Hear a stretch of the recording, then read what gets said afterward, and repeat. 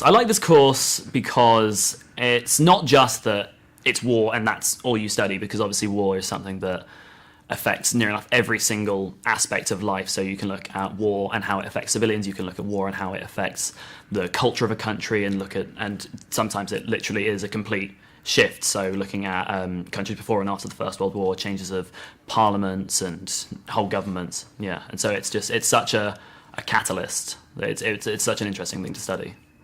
The main thing that made this course stand out at Kent as opposed to other universities was I found the really wide, varied module choices that you could do, and the fact that pretty much once you're out of first year, it was you could do pretty much whatever you wanted. There wasn't really that much in terms of compulsory, and when you get into final year, the much larger dissertation you have to do gives quite a lot of scope to study whatever you want to actually research.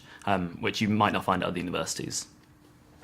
So recently I did a piece of work on General Montgomery of the Second World War and the way in which he maintained an understanding of his forces.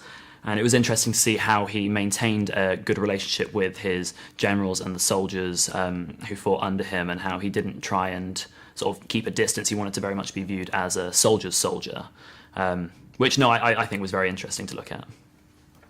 So some of the skills you learn in a history degree, whether it be military history or normal history, is the sense that it's essentially just 3 years of research, and by making sort of reports and staying objective, you are useful in most fields of work. So anything from law to HR, history graduates are a very sought after person because of the way they can analyse and stay objective and make detailed and concise notes.